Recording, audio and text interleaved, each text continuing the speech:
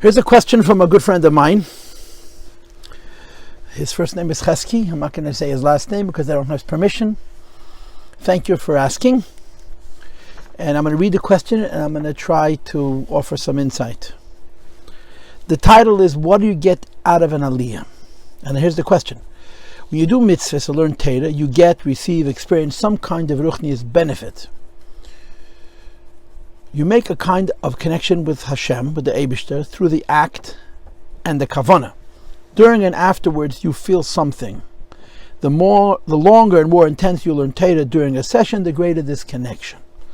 But when you get an Aliyah, you walk up, look at the words, kiss them, make the bracha, keeping a pledge amount in mind, and read along with the reader. In Sefer Asichas Tavshin Beis, Perek Yud Gimel, I'm not sure exactly what this is, but we'll leave it at that. The Frierdiker Rebbe writes, when a Yid has an Aliyah, the Aliyah is experienced by all levels of his soul. Nefesh goes to Asiyah, Ruach to Yitzir, Neshama till Bria, Chai to Atzilas, Nechida to Malchus, Avein Seif above Atzilas. So the question is, if this is so, why don't we experience some Hisaidus or something like during davening when you do it right? What kavanah do you need to have in mind during an Aliyah? Good question. The spirit of the question is that some people actually experience stage fright when they get an Aliyah. Their most significant experience is that they're going up and they're doing it in front of everybody. They don't want to make a mistake. They don't want to make the wrong bracha. They want to do the wrong thing. And they're also paying for the Aliyah, so they're thinking about the financial expense. And in the midst of all of that, what Aliyah could mean, Beruchnis, is completely lost. And what does it mean? How is it special? Now, I just want to add something to the question, really. And that is that when the Rebbe got married in Tafresh Peites, 1928, the Shabbos before the Chasana, the previous Sarah said, he actually said the Maimah twice, once Shabbos and once during that week. Our Rebbe, the Rebbe Zal Gezun Zayin, said V'chol B'nayach a number of times. I don't know exactly how many, but there's 3 or 4 for sure. And they're printed now. You know, everyone's given out these Drushei Chasana, volumes of the Rebbe's Torah, just on Drushei Chasana. And of course, one of the sections of Drushei Chasana are the Drushei Chasana from the Rebbe on the Drushei Chasana that the Frierdiker Rebbe said by his wedding, by his Chasana, by his Sheva Brachas. The Shabbos before, there were 2 Maimorim at the wedding itself, and then there were several more Maimorim, 3 or 4 at Sheva Brachas. And of course, over the years, the Rebbe was very into his own Drushei Chasana. And in the V'chol B'nayach, which the previous Rebbe said the Shabbos for his wedding, the Rebbe talks about Aliyah. Now, the connection to the Maimon, of course, is that there is a concept of Limudei Hashem, people who learn Torah, which is called Bonoich. And there's a concept of those who are above Limudei Hashem that's called Boinoich, because it says twice, V'rav Shleim Bonoich.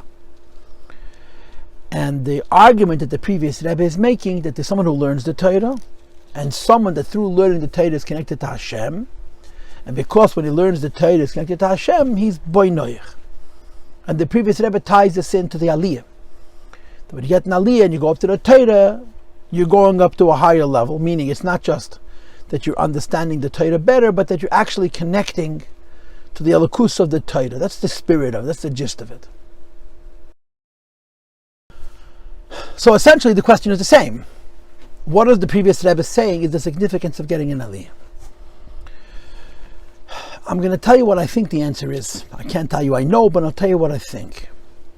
And I'm also going to explain why for some people it's hard, and so to speak, as the question Chesky is asking is, what's the kavanah? In short, there's 3 levels of Torah. There's the Luchos, the Sefer Torah, and Tesh Bal Peh. The Luchos, the Gemara says, is Kulei Panim. Whatever you look at is the front. The Sefer Torah is Panim Ba'acha. Sefer Torah has a front and a back. And Tesh Bal Peh, the oral Torah, is Kulei Acher. It's entirely rear. In a word, Panim, the face, the Pnimius HaTorah, is godliness, which in terms of life is what we call Ruach HaKodesh and Nevuah. Acherayim, the back of Torah, Seichel HaTorah, understanding Torah intellectually. And this is the difference between learning Torah Shebeksav and Torah Shebal Peh. When a person learns Torah intellectually, they work very hard, they understand, and they feel very good. And what they have are the chokhmas of Torah, the ideas of Torah. These ideas come from Torah. Torah comes from Hashem. In that learning, they don't experience Hashem directly. When a person opens up a Sefer Torah and reads, they don't experience that either. And it's conceivable that because the Sefer Torah doesn't have any nekudas, they can't even read the words. But you need to understand that the truth is that in a Sefer Torah there's lichtigkeit, there's godliness. I'm going to give you a historical context and an interpretation, which can be discussed, and I'm not going to discuss, I'm just going to tell it to you, which will set up the idea. There used to be a time that someone would read from the Sefer Torah and someone translated, there's a Meturgaman. This tradition was discontinued. Now someone reads from the Torah, no one translates. And there's all kinds of explanations for why the Meturgaman custom, which is mentioned in Shas, was discontinued. But I want you to consider this. There were Jews a long time ago that when they opened up a Sefer Torah and they read, experienced some kind of Ruach HaKodesh. In the time of the first Beis Hamikdash, this was certainly true, because the Oisias HaTorah are the panim, they're the face of the Torah, and people who are very sensitive, people who are very refined, when they read the Oisias HaTorah, experience godliness. The people in the shul listening to them could not experience the godliness at all. They could hear the words, maybe they could understand what the words mean, but the godliness that was experienced by the reader, they didn't get. So they had a Meturgaman, a translator. If you've ever studied in Chassidus the sugya of Meturgaman, the Meturgaman is someone who can't read, but he can listen to what the reader is reading. If someone reads the Torah and experiences Ruach HaKodesh, the translator hears the Ruach HaKodesh. He would not experience the Ruach HaKodesh himself, but he can articulate it to the people listening. I'm going to give you a proof of this. In Ovalat Tzion, we say Kedusha. Right? Kadosh, Baruch Yimlech, Kadosh, Kadosh, Kadosh, Baruch Hashem Elokei and Yimlech. But in Ovalat Tzion, we do something that we do not do in the Kedusha before Shemini Esrei and during Shemini Esrei. We also read the Targum Yenus and Ben Azil. And those psukim is read along with the psukim. So one of the psukim is Kadosh, Kadosh, Kadosh, right? What does Kadosh mean in English? Holy. What does Kadosh mean in English? Holy. What does Kadosh mean in English? Holy. So if Yenus Ben Azil is translating the word Kadosh 3 times, he should translate it identically, but he doesn't, right? Kadosh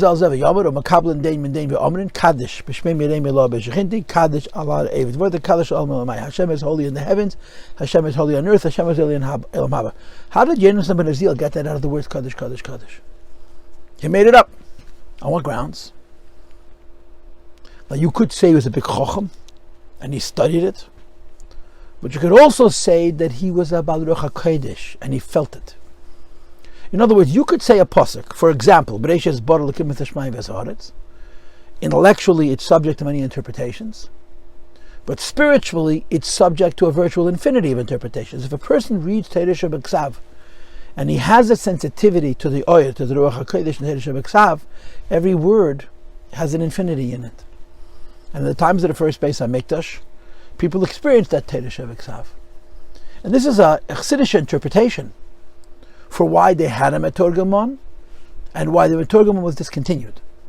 When people read in the Sefer Torah and they were able to experience the Elokus in the Sefer Torah, the people in Shul didn't hear what they heard. The Meturgaman heard and he translated. So what the Meturgaman was doing wasn't literally translating the words as it's understood in halachic pshat. He was articulating what he heard the Makri read, who was sensitive to Oyer, to Lakus. So the community heard something from the translator, which they could not hear from the reader, but would be completely lost on them if there was no translator. Like someone reads Kadosh, Kadosh, Kadosh, and doesn't have the help of a Yenus Ben Azil. When the Makri stopped having Ruach HaKodesh. Or even if the Makri continued having Ruach HaKodesh, but there was no longer a Maturgaman who could hear that, they discontinued the Maturgaman, because it's to translate the words from Hebrew into Aramaic, anybody can do that. This is an insight. My point is, we read from the Sefer Torah a minimum of 3 times a week. It's a takana that goes back, I think, to Moshe Rabbeinu, or to Ezra Sefer. We read Gemara every day, read Halacha every day, but you have to read from the Torah Shebeksav 3 times a week. You shouldn't be 3 days without Torah. But a person is every day with Torah, and the answer is you need Torah Shebeksav. And a Chumash isn't good enough, you want a Sefer Torah. Because spiritually, opening up a Sefer Torah and reading is different than reading those words out of a Chumash, because in the Sefer Torah there's panim, there's a lukus, there's oir. Now, I just share with you an interpretation. This interpretation is either true or false, but nobody can relate to this, right? We're simple people. We don't have any Ruach HaKodesh. But that's the concept of reading from a Sefer Torah, and accordingly, that's the concept of getting an Aliyah. When you go up to the Sefer Torah and you make a bracha and you get an Aliyah, the Aliyah that the previous Rebbe is describing in his Maimer, B'chol B'nayich, and the Aliyah that you're describing in the Sefer Sichas Tavshin Beis that you referenced, is not in the word, it's not in the meaning of those words, the pshat of those words, it's in the ruchnius, the oid of those words, the Ruach HaKodesh, the godliness of those words. And it's available only in Torah Shebeksav, it's not available in Torah Shebal Peh. And it's available only in a Sefer Torah, it's not available in a Chumash. So now, to your question, right? I get an Aliyah, and all I do is be nervous, right? They call me up, I happen to be a Levi, so I get many Aliyahs, more than I'd like. But every time I get an Aliyah, I'm afraid I'm going to kiss in the wrong place, I'm going to make the wrong bracha. So all of the technical aspects of the Aliyah don't allow me to experience what's happening when I'm getting the Aliyah. Moreover, I don't even understand the Hebrew, I can't read that in the Kudus. So I want to say this: if you get an Aliyah to a parsha in the Torah that you know, and that perhaps you've learned a little Chassidus on it, and when you look at that Aliyah, you don't think of the translation of the words. You try to relate to the oyer, to the spirituality that's in those words based on what you learned in Chassidus. I would make an argument that perhaps you could even, on a level of kavanah, experience an upliftedness. But this is the meaning of an Aliyah. The meaning of an Aliyah is that you're connecting to a Torah on the level of oyer, godliness, which practically means Ruach HaKodesh, and of course on a much, much higher level is the yin of Nevuah. And if a person is Zoicha and has any connection to the Ruach HaKodesh, the Aliyah feels uplifting. If we're not Zoicha, it becomes an issue of Amunah. We believe that the Aliyah gives us an upliftedness. And in terms of practice, the question you're asking is, what should I think? What you should think is that in the Sefer Torah, besides for what the Sefer Torah, where the words are interpreted on a level of Torah Shebal Peh, Pshat, Terem, Drusha, and say, there is holiness in the letters. And if I can look at those letters and listen to the Parsha, that's my Aliyah, and relate to it or experience the elokus which is in those letters, meaning, practically speaking, a Chassidish light associated with that Parsha, instead of an Aliyah being cumbersome and nerve-wracking, it'll become an uplifting experience. But this is the meaning of an Aliyah, and I hope that I'm also giving you some kind of a practical insight into what a person should do when they get an Aliyah, if they want the Aliyah to have meaning beyond simply being called to the Torah and paying a check for the amount that the Aliyah costed.